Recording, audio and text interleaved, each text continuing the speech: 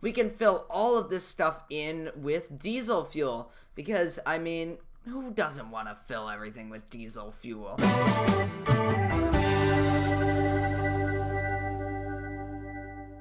Hey guys, welcome back to another video, and in today's video, we're back in Floating Sandbox. And today, we are checking out a major update. So yeah guys, let's get into the video. Now you may be asking, can I download this update? Yes, there will be a link down below for you to go ahead and install the latest version of Floating Sandbox. I want to go ahead and thank Timcan as well as the entire development team for allowing me to get this early access demo of all of the new features. So yes, thank you to them, and also thank you Timcan for allowing me to use this work in progress original Olympic class design, because this thing looks pretty cool, and yes, we will be syncing it. Now real quick, we're going to go ahead and look over one of the biggest features in this update, and that is the ship builder. So if we go up right over here, you'll find where we can create a new ship or edit this ship. So for now, we're just going to create a new ship, and as you can see, we have this wonderful empty template here. Now, if we wanted to, we can load in a ship, or we could just build our own. So yes, I can make my own little boat here. There we go, it's a little boat, and there we are. Now, obviously, that looks like crap, but people with actual talent will be able to build something in here that looks absolutely stunning. So I can't wait to see some of the creations that come out after this new update, because this building tool is going to be game-changing for people who want to build without having to use Microsoft Paint or something like that. So yeah, I'm so excited to see what comes next for this game.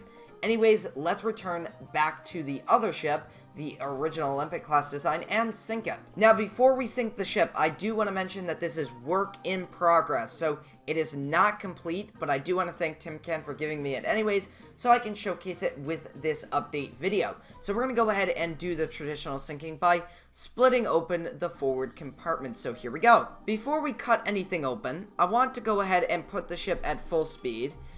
Does this actually work?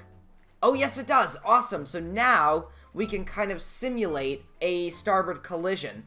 So once this thing gets moving here, we'll be able to just run the saw across the side and actually cut open some of the plates. Well, the ship doesn't seem to be moving very fast, but I think if we give it some time, it'll get up to speed and then it'll be running pretty quick. Okay, so it's been a few minutes and I haven't really seen any speed increase. So I'm going to go ahead and say that this is something that is still work in progress, but that's alright. So let's go ahead and let's sync the ship, and why not have the ship continue moving forward while it's sinking? That might be interesting. I mean, currently it's going at very slow speed, so yeah, let's go ahead and sync it. So here we go, and let's start cutting open some of the plates here. So we're just going to open up a few seams. Let's say it hit a rock or an iceberg, of course, or something like that. There we are, and maybe one right there. So now we've got a lot of water pouring in.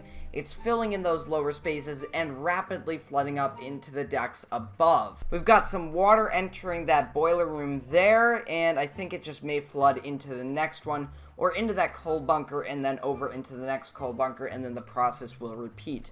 But for now, we've got water completely filling the forepeak tank, as well as the double bottom, which may be a bit interesting as the sinking goes on. Now, already, we're taking on a forward trim, and this is obviously not going to be great for the ship, because it's going to be pulling it down. Now, as you just noticed there, one of the boilers has stopped functioning, or, well, one of the generators, it says, but obviously, this is a steamship, so generators are boilers. Now, as you can see, generator number 2 has just gone down, and we can see that there on our gauges. There's some weird noises that I'm hearing that I haven't heard before. It sounds like chains rattling, and I think that's because since the ship used to be a sort of banana shape, obviously the stern being high in the air and the bow being high in the air and the center being low, now that that's kind of going flat, the ropes and the chains are starting to extend out, and I think that's why we're hearing that noise there. So the ship is no longer at that perfect shear. It's kind of, well, it's not really looking good at all. It's bent back to a flat level plane. So this is going to be interesting to see what happens. Will it split? That's my big question. At this point, the well deck is now going under. The hawse pipe as well is now beginning to flood too. So now that is just going into the ship and, well, taking it down.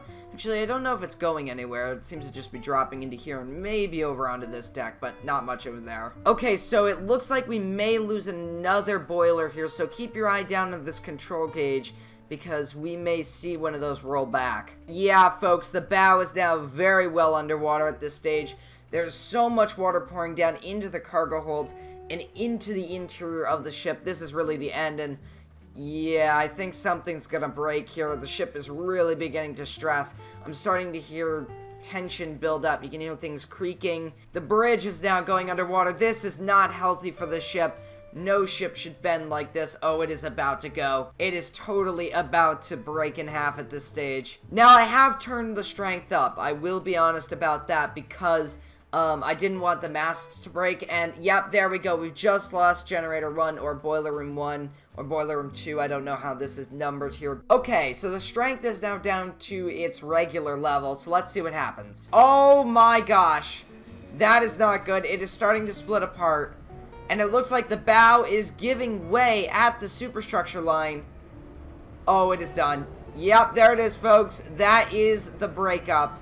The bow has completely broken off from the rest of the ship, and now it's kind of flexing back, and oh no.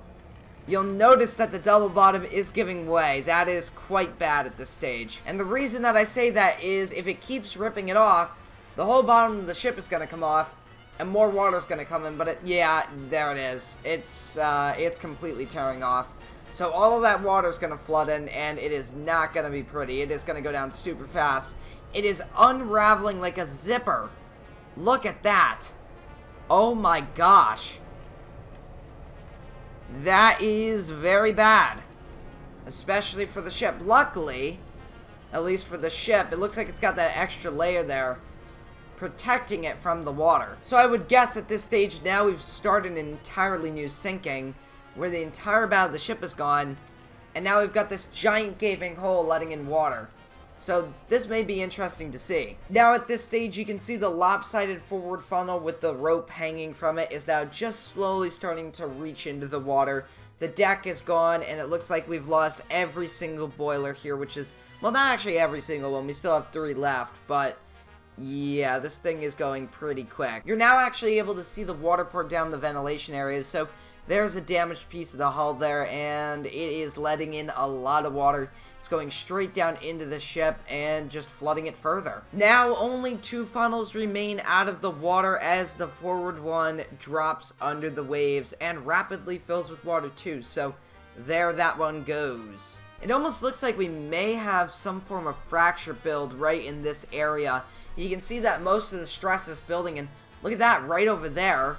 You can see that little connection piece just popped, so you can start to see the signs of a breakup occurring, or well, possibly going to occur in the next few seconds. Oh boy, yeah, this is it. It is climbing out of the water. Look at that. Well, there it is. The stern is slipping under the waves. You've got bubbles surrounding the ship, and yeah, nothing else remains other than that very aft portion of the deck. There it goes, rapidly going under, shaking a little bit too. You can see the flagpole is kind of wobbling a little bit, and it's probably because of all the vibrations happening in the ship as it goes vertical. And there it goes, heading straight under the waves, and pretty much gone for good there. Well then, that was the original Olympic class design, and we saw it go to the bottom. However, we're going to go ahead and wait for it to hit the bottom and see what that looks like. And there it is. So obviously the bridge area that was remaining is now being crushed, and there goes the entire hull. Ouch.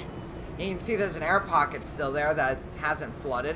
There's actually another one as well, so this thing is going down pretty quick here. Oh my gosh, yes, completely being destroyed. And there it is. The funnel there is just wobbling out of control and being destroyed. Wow. And there we are. Yep, the stern is folding in on itself, actually folding back on itself. Wow, that looks incredibly painful. Look at that.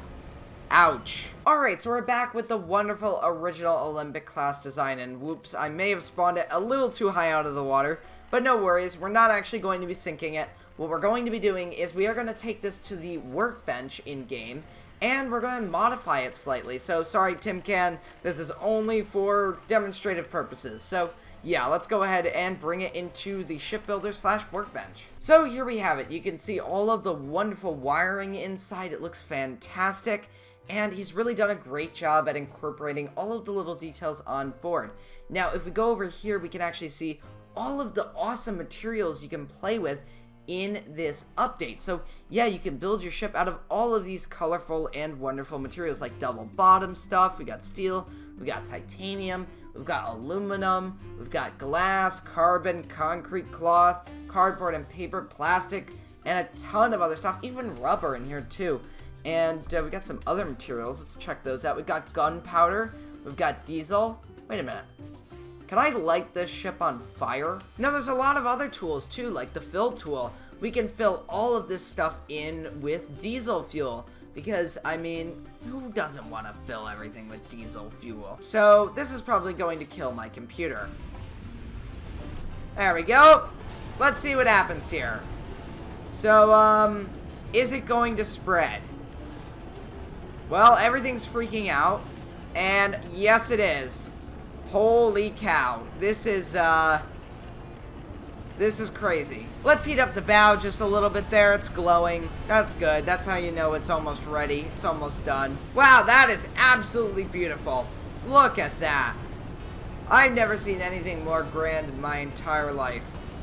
So as you can see, I've absolutely ruined this ship by filling it with diesel and lighting it on fire.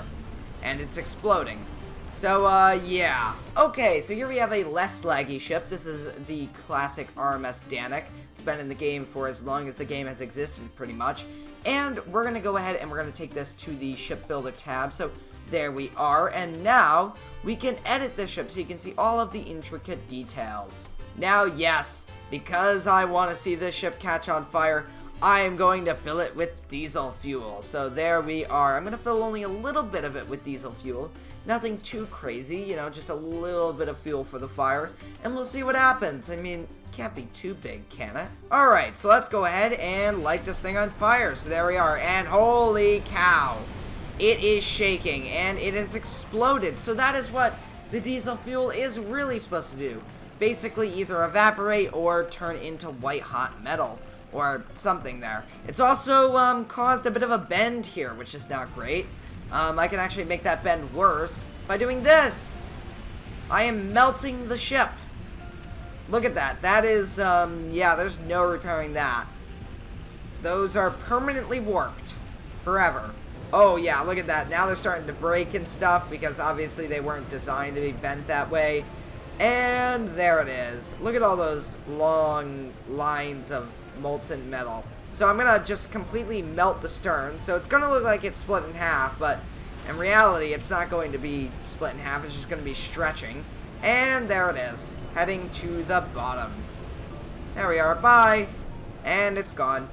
So yeah, this update is super awesome, and I haven't even checked out all of the new features. The main feature is that shipbuilder, but there's a ton of other stuff. So yes, download this in the description below and check it out. So if you guys enjoyed this video, make sure to leave a like and a comment, and I'll see you next time, guys.